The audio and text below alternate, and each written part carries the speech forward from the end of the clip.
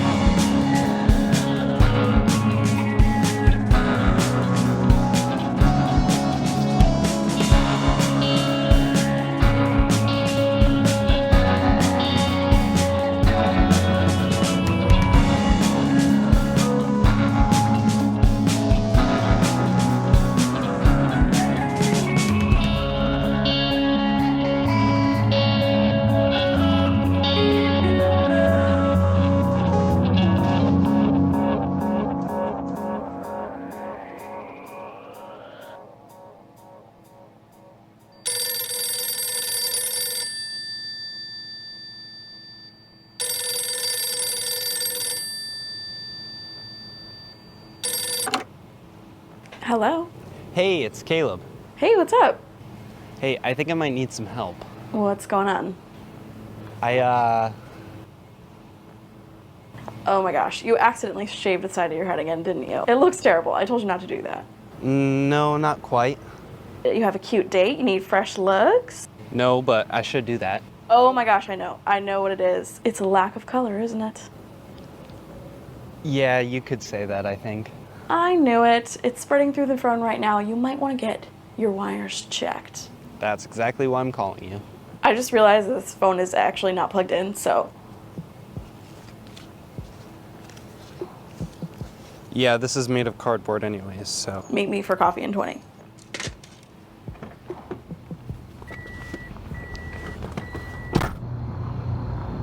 You remember when we were out last week? I met this girl. Yeah, what about it? Well, she clocked me a 7 days since she left, I'm still amazed. The way she dressed, I mean, woof. I think that's what I really like about life, is the things that are unnecessary.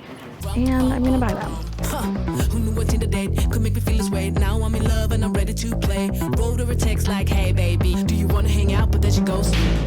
This is Michaela, the artist behind MB Creative.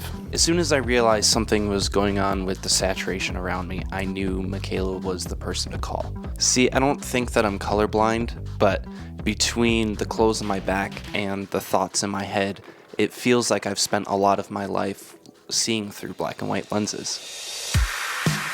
So who is Michaela, and what is the MB Creative? And where the hell did all of my color go?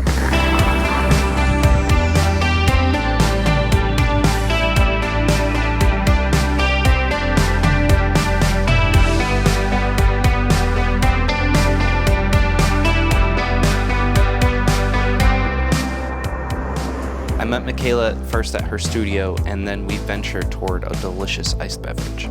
I ordered a vanilla pistachio oat milk iced latte. Barista friends, please let me know if I got that in the right order. Pistachio vanilla. Hi, how's it going? Good. And Michaela ordered a almond milk. Barista friends, this feels like a algebra test trying to get this in the right order every time I order a drink. Almond milk, iced latte with an extra shot. She met me at the seats and began to open up to me about some of her earliest experiences of feeling devoid of color. Was that the right one? I think so. Does it taste like... I think so.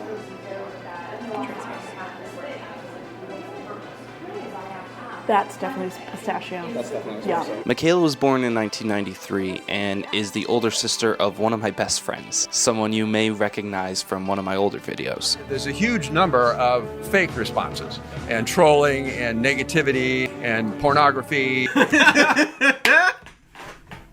Let's be honest, bro. That's the best response you could hope for. I think the only thing I remember, as at 12, I was not very interested in relationships or anything like that. And for me, it was like you have to get married, so you do kind of a thing, and be like, I'm going to get married at 26. And I'm going to have a business by the time I'm 24. I'm going to blah blah blah blah blah blah, planning all these things out when you're like a young teenager. And then I was diagnosed with kidney failure 3 years later. One night when Michaela was around 15, she was rushed to the ER. She ended up leaving the hospital a few weeks later, diagnosed with kidney failure and trained on a new way to live.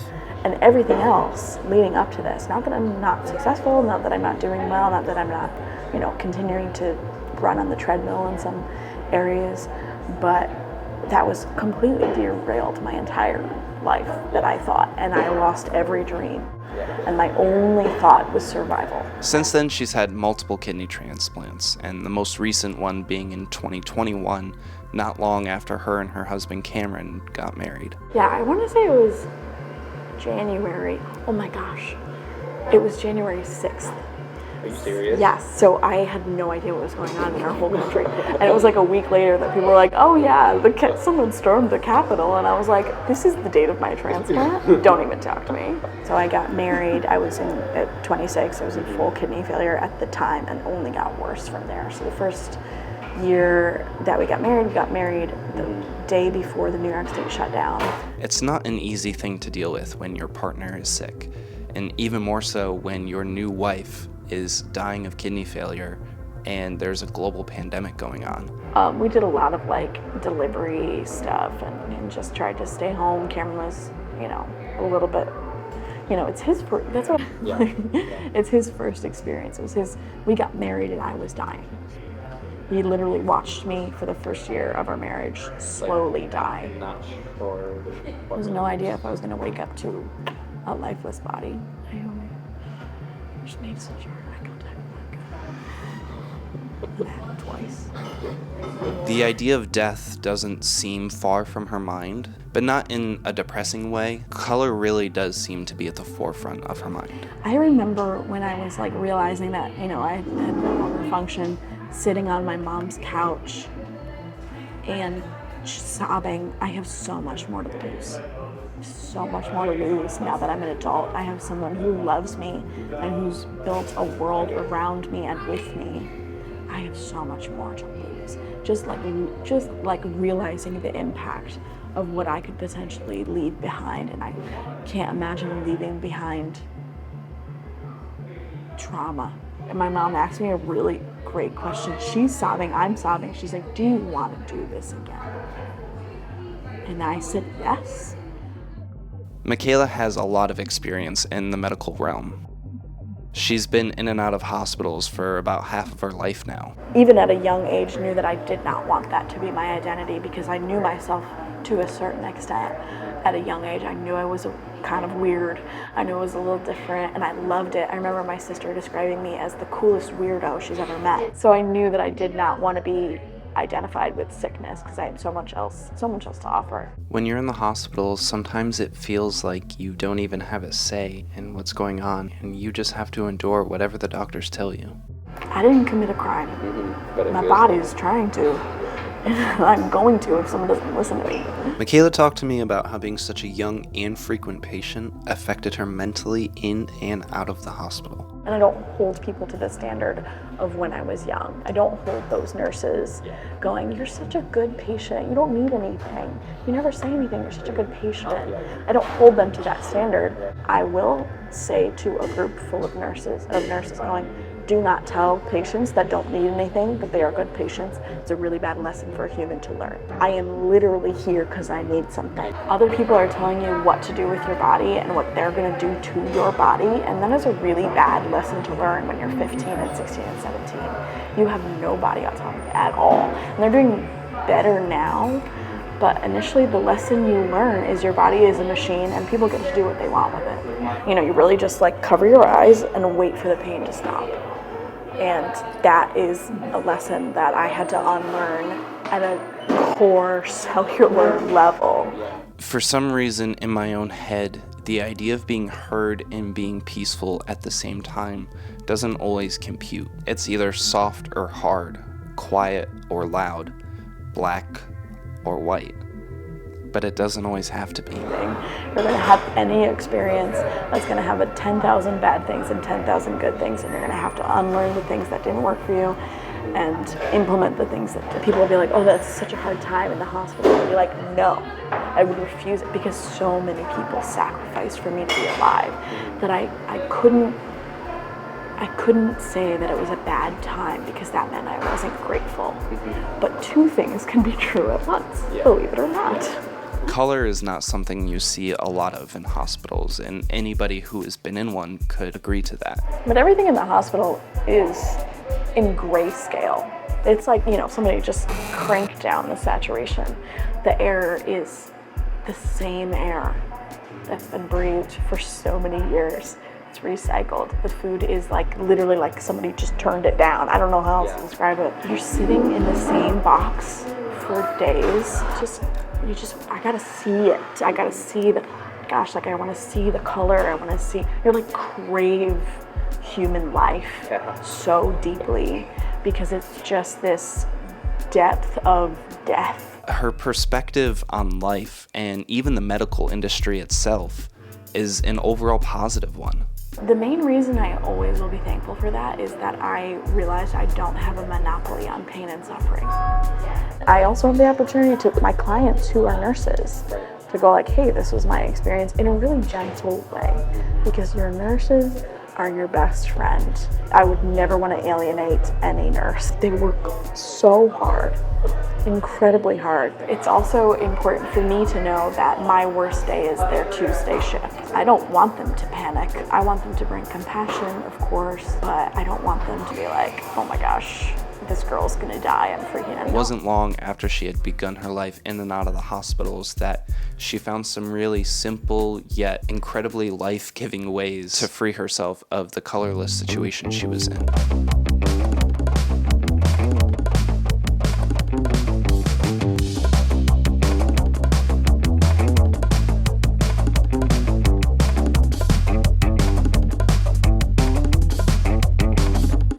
There's a picture of me at doing some homeschool event and I had big long socks up to the knee and then jeans and then a tucked in t-shirt and a belt and flip-flops. I was just I don't know, I want to do it. So I always dressed kind of funny and kind of different, but it really was squelched in the hospital. I tell people to not wear gowns as soon as you can because it's very dehumanizing. It's not clothing, it's a piece of sheet with some arms, but that is where the sets came in. I could wear this to the hospital. Great access. Fashion started to come when I started to gain back some of that body autonomy. Autonomy? Am I saying it weird? Autonomy? Autonomy? No, yeah. Autonomy. Yeah. Yeah. When I started to gain that back, that was how I started to do it. And then looking back, I was oh, okay, I was just gaining my voice back a little bit. To be this is mine. Yeah. I'm gonna dress it for you a little so that when you need blood or you need a pound of flesh or whatever you need, you can have it, but I'm gonna take it back. It's really hard to see the positive in life's hardest situations. Hell, sometimes it's hard to see the positive in life's easiest situations, like when a car is going 10 miles below the speed limit in the passing lane, or not knowing whether this kidney transplant will be successful, and if it is, how long will it last? I always feel very cool when I put lip gloss on because it's so wildly unnecessary. I think that's what I really like about life, is the things that are unnecessary. Everything you're doing in the hospital is necessity, and necessary things are part of life, but the unnecessary is so beautiful, and I love it.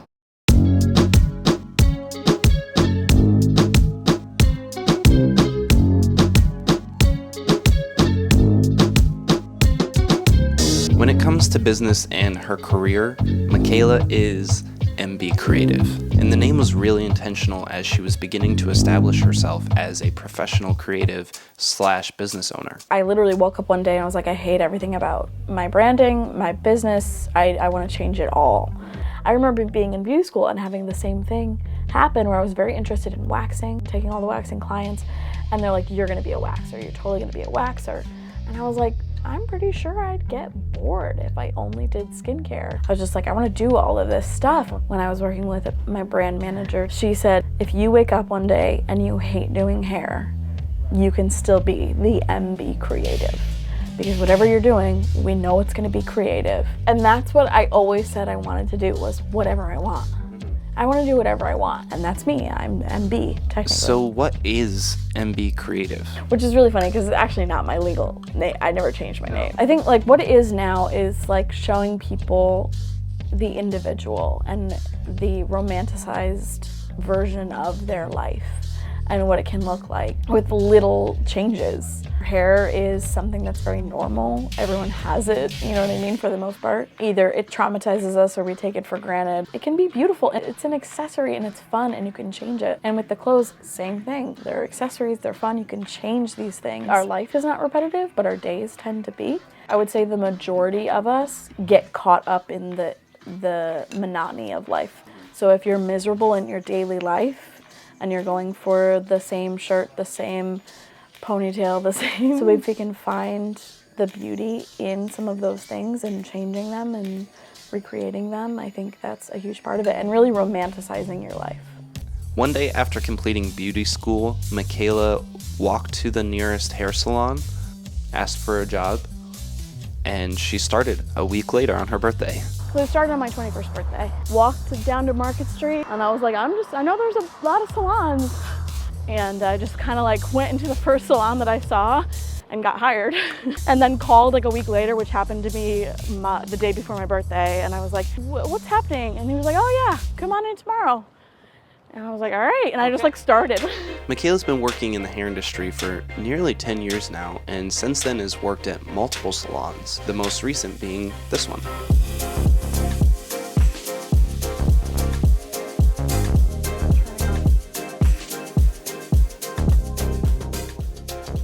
A good hairstylist is like your favorite local coffee shop or bar. Once you find your spot, why change it? Even though Michaela does have exclusive rights to cut my hair, besides myself, I can't quite afford her enough to be her only client, which means I'm not the only one that swears by her.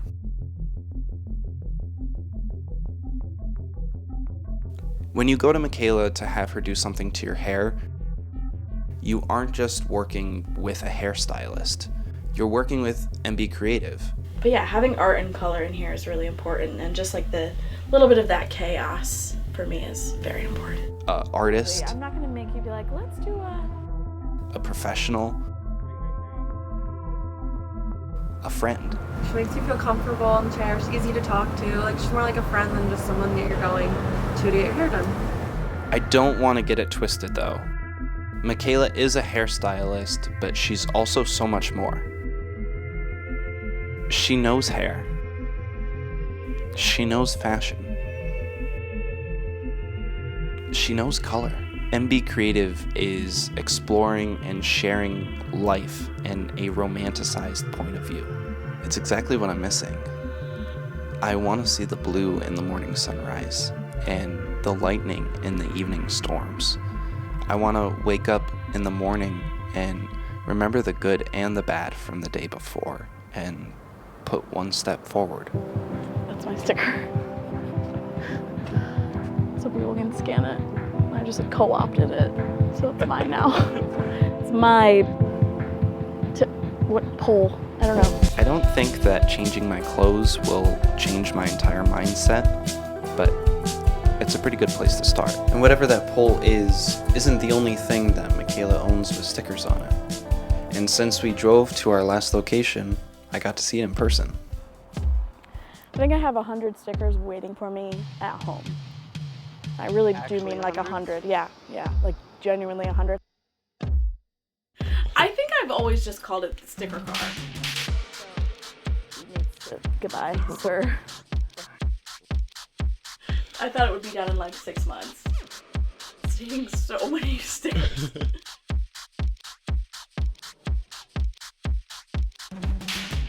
Thrifting is a skill, and Michaela could teach a masterclass on it. You do have to go quickly or you'll be here for 100 years, so you have to kind of develop a very fast eye. You can buy fashion, but you can't buy style. Your style in particular, I want it to appear to be like a very purposeful dishevelment that I really think is your vibe, like a very thought out But yeah, purposeful dishevelment is like... Between the squeaking hangers, the social anxiety, and just not knowing what I'm looking for, my normal thrifting routine is to walk in, look at the furniture and the hats for about 30 seconds, and if nothing catches my eye, I leave. I think embarrassment, especially if you're like filming in public, like it took me a while to want to film in public. There's like a couple of times like people would shout stuff at me. The 1 or 2 times someone rolls their eyes, I'm immediately like, oh God, this is humiliating. But embarrassment is a very gentle emotion, pretty much done and over with unless you let it continue. And I don't want to do that because I want to have fun.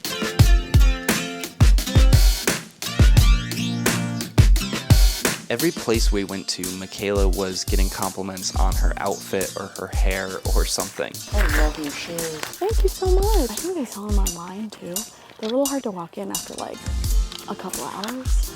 Oh, I have platforms upon platforms. Oh, so you. She embodies color and people see that, even at a distance. She's a comfortable soul. Color really is at the core of who she is. Who knows? Maybe it's in all of us. Maybe it's in me. After we, and by we I mean Michaela, found the pants, the hat, and the belt, there was just one last stop to make. This is what Michaela calls the most boring park in the world. No skateboarding, no sitting, no pets, no, it's like aggressively nothing. Hello. Hi. Thanks. I feel like I've spent a lot of my life seeing through black and white lenses. But I want so badly to see the black in the white and the white in the black. Yeah? Okay. I want to see the full spectrum of life within the most mundane daily tasks. Perfect. Love it. Yeah. Man, that's so successful.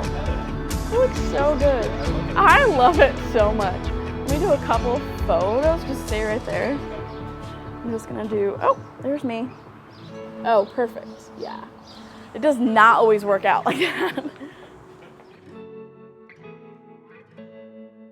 Even now, as I finish this video, I'm hoping tomorrow I'll feel more saturated than I did today. And I'll hope that every day forward. And I hope you do too.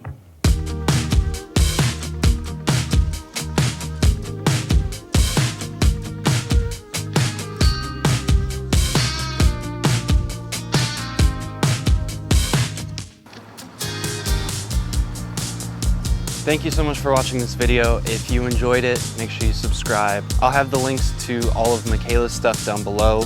I didn't get to talk about it in depthly, but Michaela also has a podcast called Hair Horror Stories. So make sure you check that out. I'll have a link below where you can subscribe to her and follow her. Thank you so much to Michaela for working on this video with me and for teaching me so much. And thank you for watching. I hope you guys have a great day. It's fall now. It was summer when we filmed this.